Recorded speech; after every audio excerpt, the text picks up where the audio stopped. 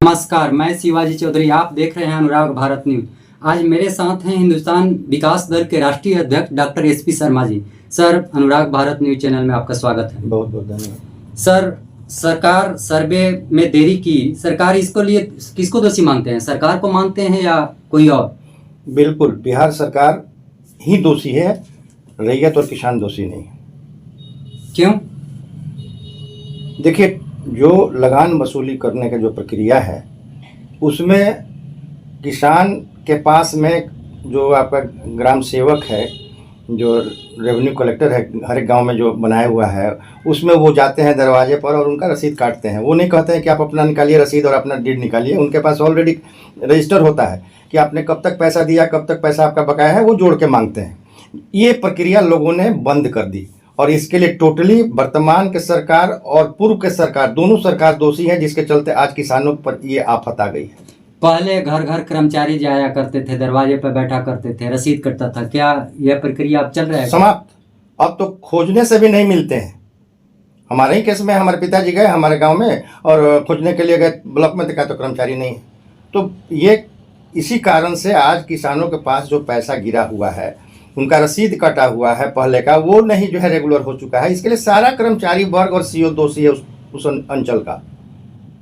अगर ये सही होते तो आज किसानों का हर एक चीज़ जो सरकार एक बहुत अच्छी लाई है, जो ऑनलाइन करने की जो प्रक्रिया है, हम धन्यवाद देते हैं वर्तमान सरकार को कि इसने जो ऑनलाइन का व्यवस्था कर दिया है। लेकिन इसमें जो कठिनाई आ रहा है, ये सब पूर्व के सरकारों का देन है बिहार में, जो कि वर्तमान सरकार भी करने में सक्षम नहीं हो रहे। लेकिन जो भ्रष्टाचार इतना नीचे चला गया है कि हर एक कर्मचारी के पास 3 और 4 दलाले हैं। देने लायक पार्टी है कि नहीं? जब वो समझ जाता है कि कहीं कुछ पैसा दे सकते हैं तो उसको हटा देता है और पैसा लेने वाले को उसके सामने ले आता है और वो सीधे खोलता है कि इतना पैसा चाहिए, 10,000 चाहिए, 20,000 चाहिए, जैसा काम है वैसा पैसा मांगता है। और जब वो तय हो जाता है तो तीसरे से वो पैसा कलेक्शन करवाता है, उसमें मध्यस्थता करता है ग्राम सेवक, ग्राम कर्मचारी। और ये इसके लिए ये मुंह है हर एक अंचल के सीओ का, ये मुंह है कर्मचारी और पेट है जो है सीओ।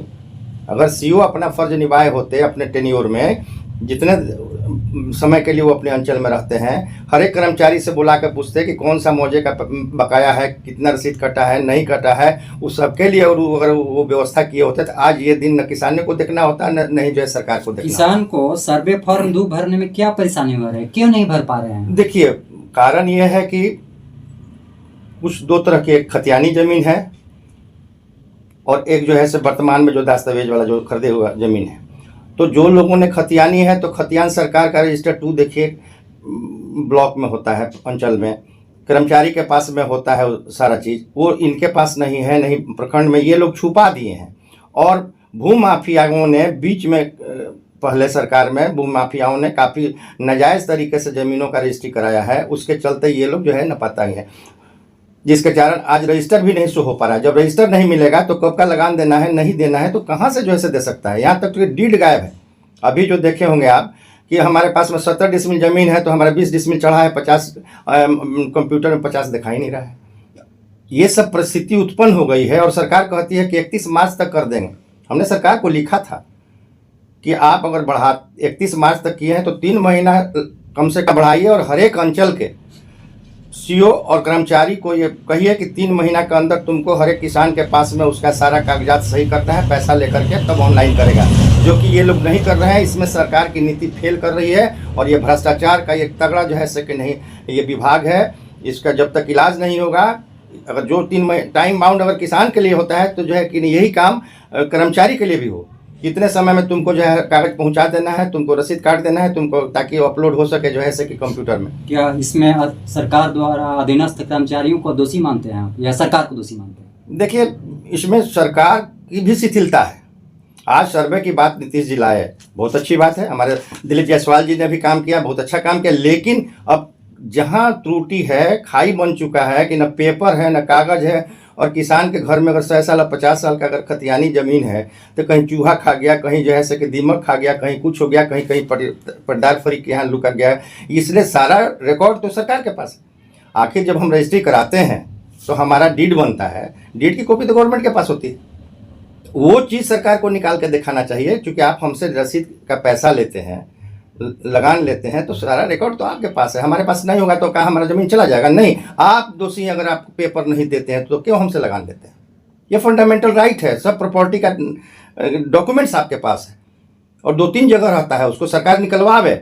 और बहुत अच्छा से मैंने हमारे भूमि राजस्व मंत्री सागर जी ने किया है कि पोर्टल खुला रहेगा, ये बहुत अच्छी बात है, इसमें टाइम लिमिटेशन नहीं दिया, ये भी बहुत अच्छा किए हैं। लेकिन इसको जो है कि अब पोर्टल खोल दें और खुला रखे और अपने कर्मचारियों को, अंचल के और ग्राम कर्मचारियों को, मौजे कर्मचारी को वो टाइट करें कि जितना जल्दी हो सके पेपर जो है तुम उपलब्ध कराओ किसानों को, तब जाकर के सरकार जो है सेकंड इसमें सक्सेस हो सकती है। नहीं तो सरकार सक्सेस नहीं होगी, किसान भी सक्सेस। वर्तमान रजिस्ट्री प्रक्रिया है, जो जमीन की रजिस्ट्री होती है, उसमें माफिया, जो भू माफिया होता है वो हावी रहता है, इसके बारे में आपको क्या कहना है?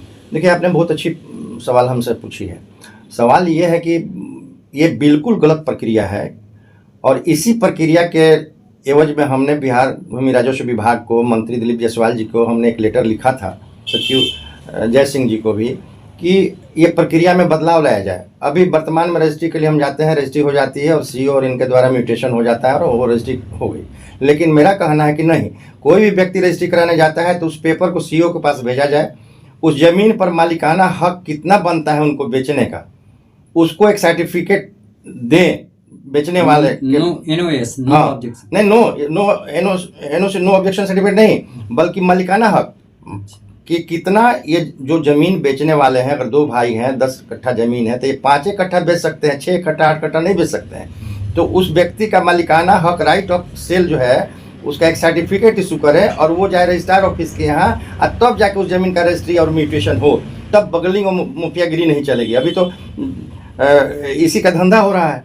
तो इसलिए तो इसका हमको बिहार सरकार के सचिव की तरफ से हमको जवाब आया है कि साहब ये हमारे बस का नहीं है, ये केंद्र सरकार के ऊपर है, क्योंकि 1908 में जो कानून बना है उस कानून के तहत ही भारत सरकार हर एक राज्य चलती है। तो ये बदलाव ला सकता है तो केंद्र सरकार ला सकता है, इसमें हम कोई परिवर्तन कर नहीं सकते हैं। इसके संदर्भ में हमने प्रधानमंत्री को, गृह मंत्री को, लॉ मिनिस्टर, केंद्रीय लॉ मिनिस्टर को और जैसे कि लॉ कमीशन को, हमने सबको लेटर भेजा है इस संदर्भ में कि इस प्रक्रिया को भारतवर्ष में बदला जाए, ताकि जिससे कोई आगे इस पर कोई डिस्प्यूट नहीं हो, माफियागिरी नहीं हो और फंडामेंटल राइट के तहत सबका ज़मीन बचा रहे।